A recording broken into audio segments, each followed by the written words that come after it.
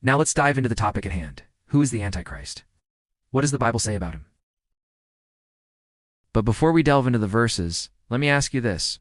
Do you believe in the Antichrist? And if so, who do you think he is? Feel free to share your thoughts in the comments below. I am eager to hear your perspective. In our last video, I shared the signs of the second coming of Jesus Christ. The response was overwhelming. Over 38,000 views in just 4 days. Truly amazing. And many of you commented that you would like me to cover the subject of the Antichrist in a separate video. So here we are. Let's begin by looking at the definition of the word Antichrist. In essence, it means one who is against Christ. And the Bible provides us with some crucial details about the Antichrist. Let's explore some of these details together. First off, the Antichrist is a liar. His primary objective is to deceive people into believing a false narrative about himself. John chapter 14 verse 1 tells us, "He is a liar and the father of lies." In another passage, John 8:44, it states, "He was a murderer from the beginning and does not stand in the truth because there is no truth in him. When he lies, he speaks his own language, for he is a liar and the father of lies." These verses clearly indicate that lying is inherent to the nature of the Antichrist.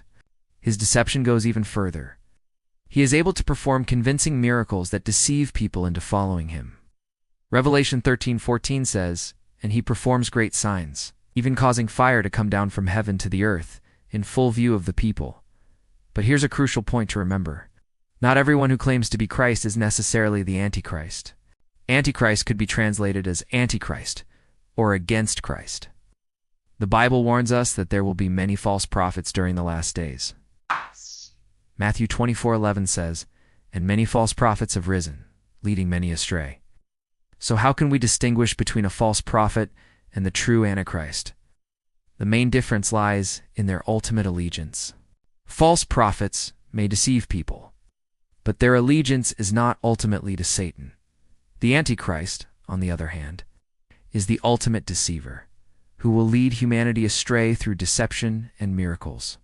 His goal is to make himself appear as a divine figure, luring people away from the true Christ.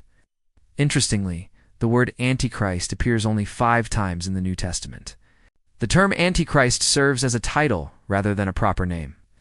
Many people wonder why the Bible doesn't reveal the identity of the Antichrist, or at least give us some hints. And at the time, no one knew who the Antichrist would be. However, the Bible does describe some characteristics of the Antichrist. For example, in 1 John 2:18, it mentions that the Antichrist is currently in the world, meaning that we are living in his time. Another clue is found in Daniel 9:27, which states that the Antichrist will confirm a covenant with many for 1 week. But halfway through that week, he will break the covenant. This suggests that the Antichrist will come to power through deceit and then reveal his true colors, going back on his word. To understand who the Antichrist might be, it helps to look at the broader context of the Bible, particularly the book of Daniel, which contains many prophecies related to end times events. One interesting theory is that the Antichrist could be a religious leader who gains power by claiming to be a messenger of God. He might even fool many people into thinking he's a good person. However, his true intentions are to deceive and control. Sounds kind of familiar, doesn't it? It reminds me of someone who claimed to be a prophet of God, performing miracles and gathering followers. But in reality, he was a fraud, servant of Satan. His name was Jim Jones. He led over 1,000 of his followers to commit suicide by drinking cyanide-laced flavor aid. Could this be an example of the Antichrist in action? Let me know what you think in the comments. While the Bible doesn't explicitly name the Antichrist, it assures us that we won't be left clueless. We'll have signs indicating who he is. For false Christs and false prophets will rise and show great signs and wonders so as to deceive, if possible, even the elect. The Greek word for elect in this passage refers to God's chosen people. So even God's chosen ones might be tempted to follow the Antichrist if they aren't careful. In conclusion, while we may not know exactly who the Antichrist is, we can recognize that he is a liar and deceiver who will oppose Christ. Stay vigilant, keep your eyes open, and always remember that only God can protect you from falling for his tricks. Trust in God and stay close to him.